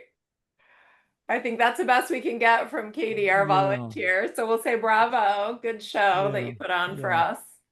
Thank you for doing that. And some of my Sunday hikes, we've done a lot of shame attacking exercises, and we'll often stop and a stranger who's hiking in the opposite direction, and then say, so and so in our group here wants to compete in, America's Got Talent, that singing thing for television. And she'd like to sing a selection for you and have you give her a grade and evaluate her talent. And this is someone who's not a singer. And it's pretty, pretty ridiculous. Or you can Yeah. stand in front of a Starbucks and ask a stranger, I'm trying to find the Starbucks. Could you direct me to it? Or you can go into a Starbucks and sing your order rather than say your order, or go in and do jumping jacks or dance around. There's a lot of things. I think in one of my podcasts I have a list of 50 potential shame attacking exercises. Yeah. Okay, well, let's keep going because we still have a bit more to do here. We covered that. Yeah, so the last method we're going to teach you guys is the feared fantasy, but we're going to teach it, demo it, show you a video, and then we still need time for Q&A and wrap up. So I think we're right on schedule here, right? So the feared fantasy exercise is also in line with many of the other exercises. The goal here is to work on a fear of judgment, right? That so many people who struggle with social anxiety are terribly worried about people judging them, looking down on them, etc. So for the feared fantasy, this is a role-playing method that you're going to do with your patient in the office. So not going to send them outside the office. And you're going to tell your patient that in the feared fantasy method, we're going to enter a sort of Alice in Wonderland nightmare world where your worst fears come true. What you're most afraid of in this social anxiety situation is actually going to happen. You're going to face the thing that you fear the most, this judgment from others. And the goal is that you're going to discover, right, that even if this terrible thing you're so worried about happened, it wouldn't be that awful, that the monster has no teeth. So we have to start by asking the patient what they're afraid others might be thinking but not saying about them. So this kind of fear of judgment, or that others would be looking down on them, or whatever their worry is that others would be thinking about them. Then you're going to tell the patient, okay, so now let's imagine your patient is worried that they're giving a presentation and that others will judge them and think that they did a terrible job. Then they're going to enter the workshop from hell, or the classroom from hell, whatever the situation from hell. And there are two rules for the feared fantasy. One rule is if you're worried that people are looking down on you, they really are in this scenario. And not only are they looking down on you internally and kind of having negative thoughts about you, but they're not going to be polite. They're going to get right up in your face and they're going to tell you exactly what they think of you. And the feared fantasy, the therapist is most frequently going to start out in the role of kind of the critical other, right? The person saying, I judge you, or I look down on you, or you did a terrible job presenting today. And the patient is going to play the role of themselves and try to sort of defeat the monster. After each exchange, which you'll see David and I demonstrate, and you'll watch it on a video too, we're going to ask the patient, who won? Was it me or you? Was it big or small, big or huge? We do this with a lot of our role-playing methods so we can figure out, is the patient getting what they need to get here? Oftentimes we need to do a lot of role reversal. So we can actually have the patient be the critical other, and we, the therapist, can model, an effective response. So David, do you want to say anything more about it, or do you want to do the demo? We can do the demo and then get into the video. Okay. Do you want to, should I share my negative thoughts here on this slide and then you want to be the judger? Sure, we can do it that way, no problem. Okay.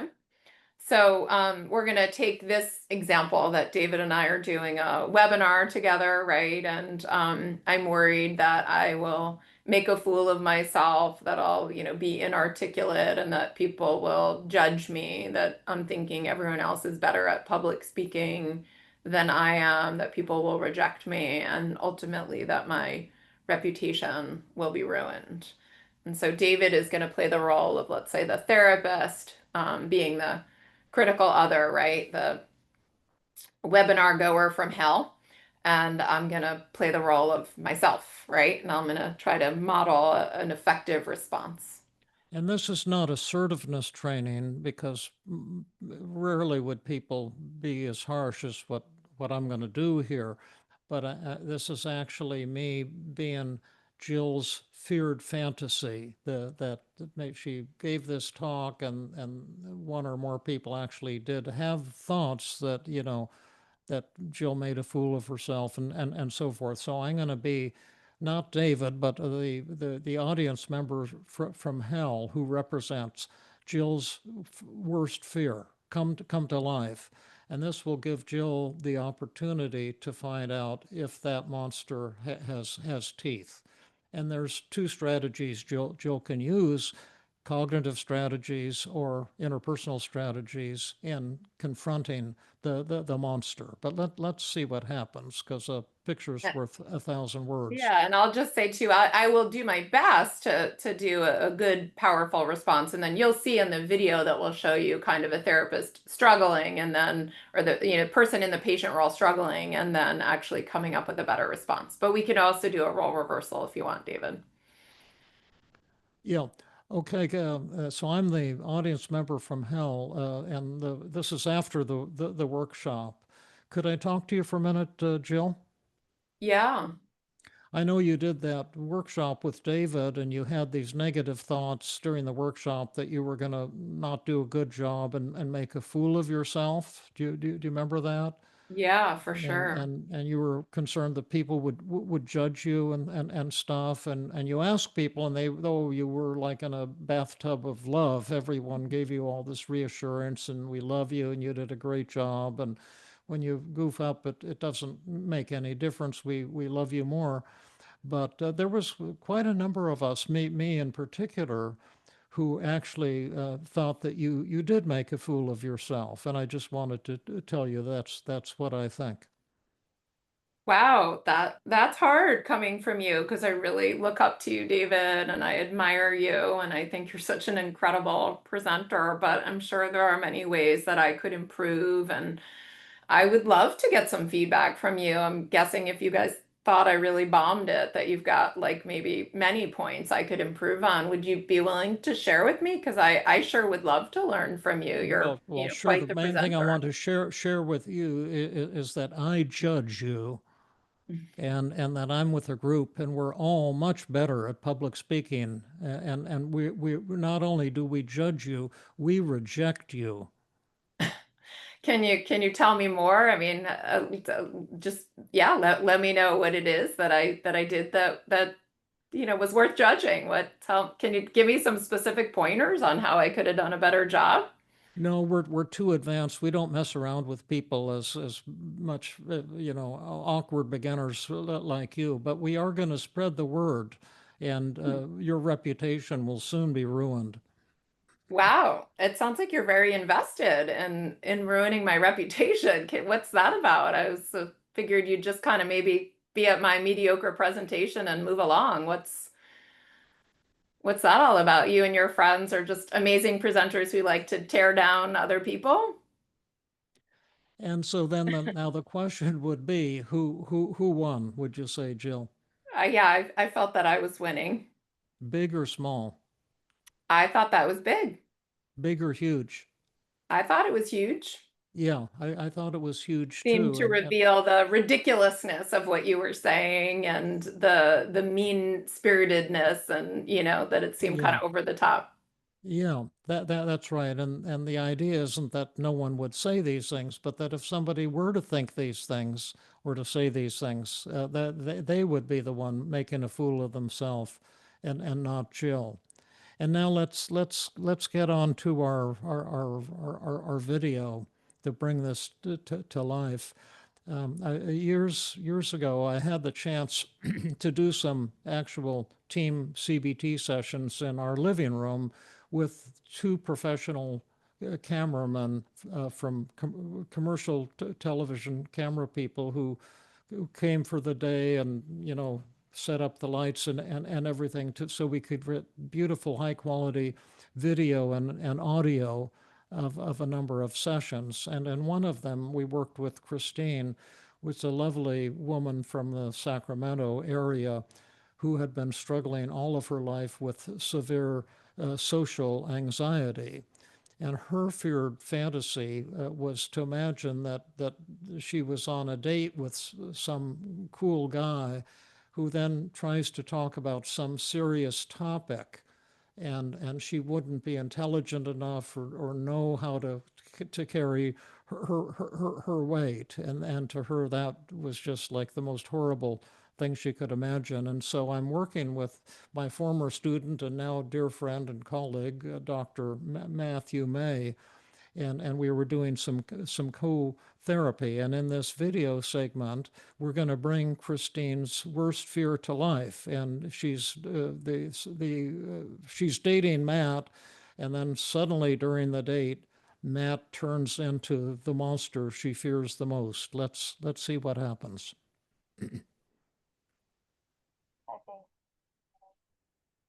Are you afraid of the critic, the person who's going to reject you when they see you as you really are? Are you afraid of that person? The sound quality is not good on my end, Jill. Are you able to hear it, but just not that well? I Or you turned the microphone up. Let's hold on. start it again and Let me see. just hold on one second. Let me just do one thing.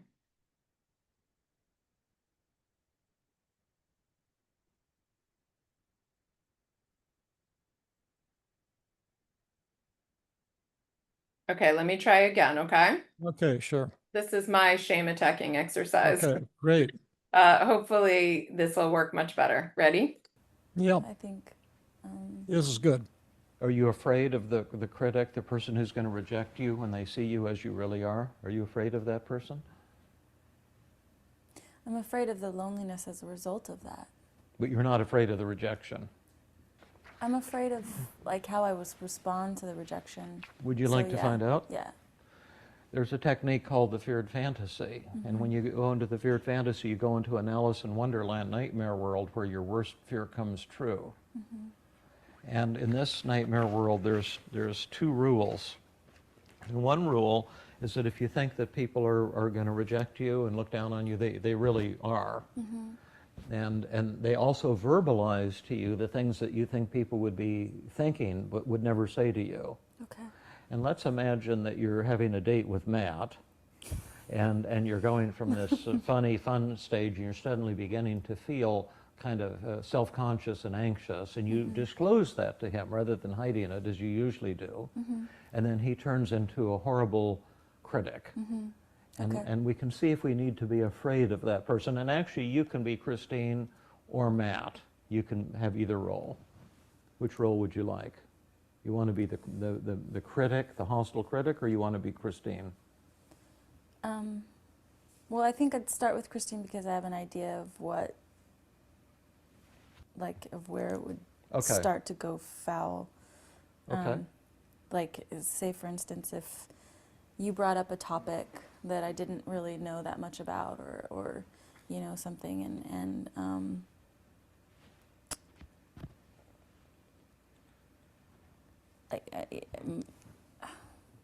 I guess what I'm thinking that, you know, I would say if the fear would be what would happen if I said, you know, I don't really know, you know, I can't really contribute to You'd this, have but to I'm do more than that. You'd have to say, I don't really, can't contribute to this conversation. I don't know much about it, and I'm feeling kind of self-conscious. Right. Right? That's what you'd have to say. Okay. Isn't that right? Yeah. Yeah. That would be the real thing to say. Right. I'm feeling kind of tongue-tied and I can't think Right. Right. I'm feeling like because I'm not contributing that much to this conversation, that you're judging me to be, you know, like incredibly boring and this is a chore and That's good enough. That gives us an idea. And just to make it, give him something to hang his hat on, what is the conversation about? Like politics or space travel or whatever. Okay. All right. Go ahead. Okay. Christina, I've really enjoyed getting to know you, and laughing with you has been so much fun. And as you know, that's not all there is. And I just wanted to see, I've got a couple of interests. Maybe we could just talk about, for example, in Central and South America, there were tribes, the Inca, the Maya, the Aztec, and I'm wondering what you think their the different geology, how that contributed to the development of their civilizations. Well, I mean, I know enough to know that, you know, they created incredibly hard-working people with, you know, the building of the pyramids and This is kind of boring to me, what you're saying right now. Well, you know, I mean, I don't really know that much about, you know, I don't remember. You know, I skipped schools a lot and missed out on big chunks of those big classes. So, you know, I had to make up for lost time, and, you know, these are some of the blanks, so. This is kind of a chore talking to you. You're kind of good for like a laugh, but.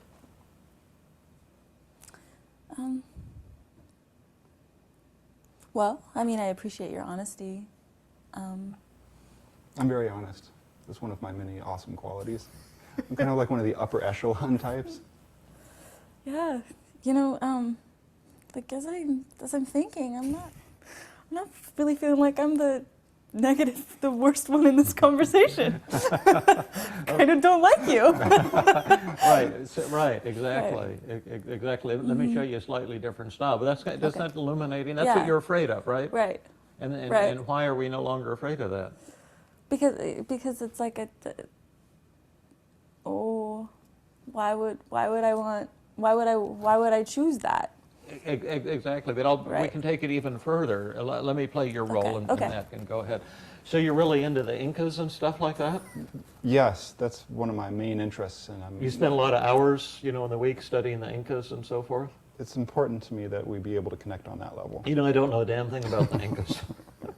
And furthermore, my mind goes blank when you ask me about them, because I just don't, I don't know shit about them. Well, this is... Nor am I even interested in them, to be honest with you.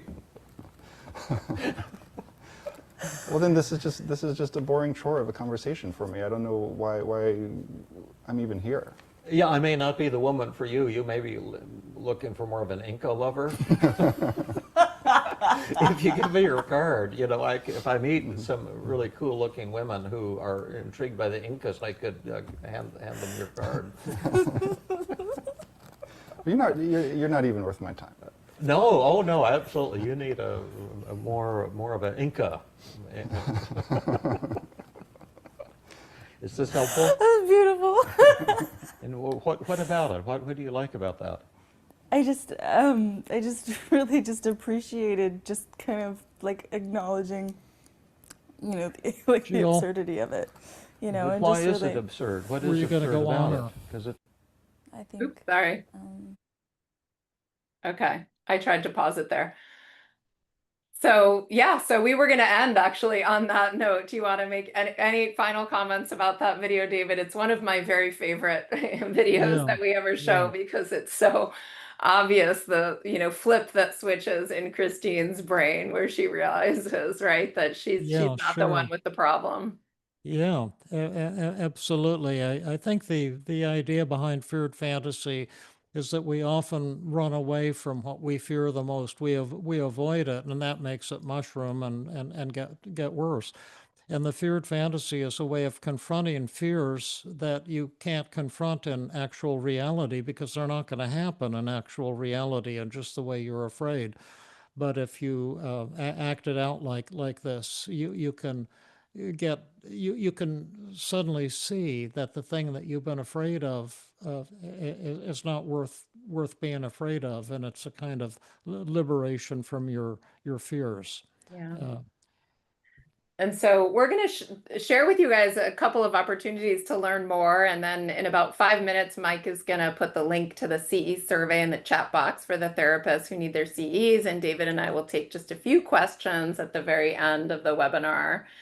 If if today's training with us sparked something for you, if you like these methods and you're really interested in learning more and taking your skills deeper as a therapist, we would love to invite you to join our Fast Track to Level 3 certification course. It's our most efficient and powerful way to help therapists to really master the TEAM CBT skills. David and I shared with you today just a handful of the interpersonal exposure methods. And as you can see on this slide in the Fast Track course, we teach lots and lots more. The Fast Track course begins in January, the next iteration of it. We have kind of cohorts that do it. And so if you sign up today, there's a $50 off coupon code that's called Skill Up 50. And you can sign up at fasttrackcbt.com. And Mike is also going to put that information in the chat box. And this slide has a lot on it. I'm going to briefly just tell you kind of what all is involved in the Fast Track course. And then I'll let David share a little with you about the Feeling Great app too. So the course is a hybrid format designed for busy therapists where you only need to commit 1 to 2 hours a week, and you get 16 hours of on-demand content that you can complete at your own pace. Me teaching different skills, David and I doing interviews and telling stories. That's kind of in the asynchronous part, the home study part. And then you get 25 weeks of small group coaching and live practice that's led by expert TEAM CBT therapists. And this is how you develop mastery through feedback, practice, real skills in action. 46 CE credits. It also includes David's toolkit, which is normally $199. It includes all certification and exam fees. And also, we're feeling so confident that you'll love the course that there's a 30-day money-back guarantee. So if within the first month of the course you're not super happy and satisfied, you can always get your money back. And then today we have this $50 off coupon code. And we are so often getting really kind of warm and heartwarming feedback. And so I just wanted to share a couple of the things I've heard. And I will just say that my experience in talking to therapists is that it is both really helpful for therapists in boosting their confidence and feeling good about themselves as therapists, and then also helpful to therapists in learning practical skills that help their patients. So I hope that some of you will choose to join us. And now, David, tell us a little bit about the app. Well, the Feeling Great app is, I think, quite a breakthrough. That the current version uses highly structured, AI to take you through the same kinds of things we would be doing if I were treating you in an actual therapy session.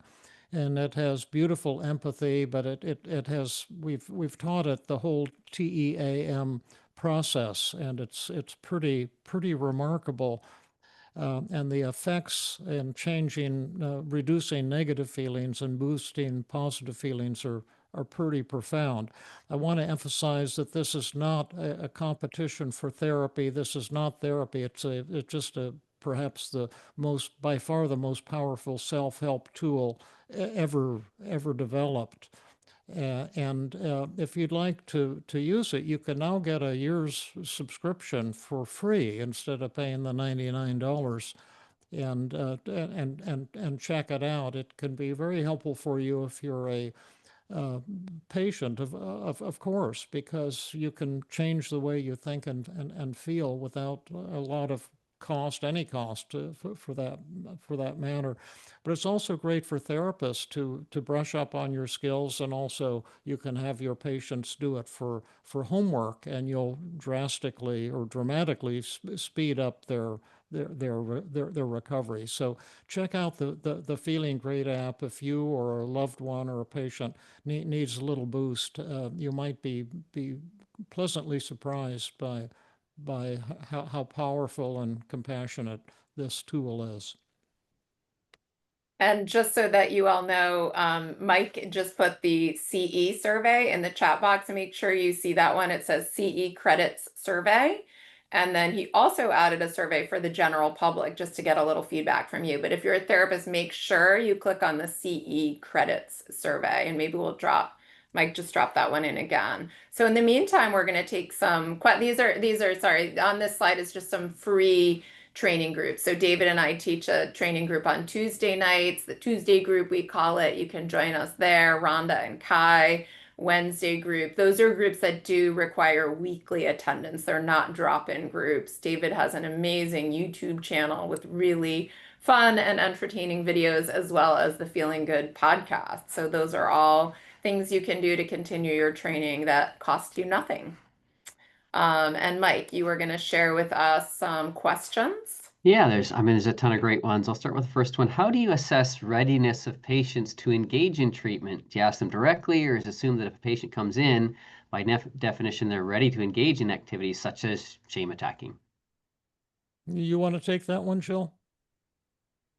Sure. I mean, I guess what I can say briefly, we actually have methods that we use that we talk about as addressing resistance. You can also think about that as readiness to change. So yeah, we're pretty direct with patients. We dangle a carrot saying that we'd love to help you, and we have amazing tools and techniques that will help you to overcome your social anxiety, for example, but that it requires hard work. And here's what it's going to require to get better. Here's what it would take from you, and basically ask for the buy-in from the patient. Are you willing to do X, Y, and Z in order to get better? So in some ways, I don't know that it's a readiness, but I think it's a willingness. I think anyone is ready to recover, right? But are they willing to do the work that it takes to recover? And we've developed about 20 pretty powerful techniques to deal with resistance, to bring resistance to conscious awareness and melt it away with a very unexpected paradoxical technique. And that's really the key to the rapid recovery we so frequently see with TEAM CBT. Next question. Yeah. With the shame attacking or other exercises, what if you're using it in a culture or the smile and hello? What if you're using it in a culture where people don't generally engage, and how do you kind of tailor it to different cultural contexts? You want me to answer that? I mean, yes, I think the point more would be to just say that, like, of course, there are things that have that fall differently according to different cultures and contexts. And I would say that therapists who are working with different cultures for sure need to be aware of what's appropriate, what kinds of responses you get depending on the culture. We do have people talk about that a lot in our training groups, because actually our online training groups are international. So I would just say it's being respectful and listening to your patient about what is, let's say, appropriate versus, offensive, depending on the culture. And then together generating the point is to overcome your fear of rejection, or the point is to let go of shame. So whatever exercises the two of you can design together collaboratively that are going to face their fears are going to work. Yeah, and I would say that most of the resistances are individual and not cultural. You want to be sensitive to all the things about a patient when you're working with a patient. This is an art form. They're powerful techniques, and they require responsibility and tremendous training of therapists. That's why we offer free training every week to therapists from around the world in our training group at Stanford. I think that's probably all we have time for. And I did put one of the podcasts. David has a ton of podcasts on a lot of these as well, if people want additional resources there. Sorry, I just wanted to say one last thing is if anyone had difficulty with the survey, it's not that there's anything wrong with the survey, but some people have blockers and all sorts of things on your computer. If you did not get the CE survey, if you could not access it, please send an email to certification@feelinggoodinstitute.com. If you chatted us and said, send me the survey, that's not going to happen because we don't have your email address sitting right here. So just send an email to certification@feelinggoodinstitute.com and we'll make sure that you do get the CE survey and then the CE certificate. And so I'll just say a final thank you so much to everyone who joined us today. Huge thank you to David. I love your brilliance and your sense of humor and your warmth and your authenticity. I think everyone so appreciated getting to know you a bit better today. And thanks to Mike for kind of emceeing and to all of you for having an interest in these methods. I hope that you'll continue to learn and train and grow and make changes in your lives and keep connecting with us. So thanks to everyone for coming today. Thank you, everybody.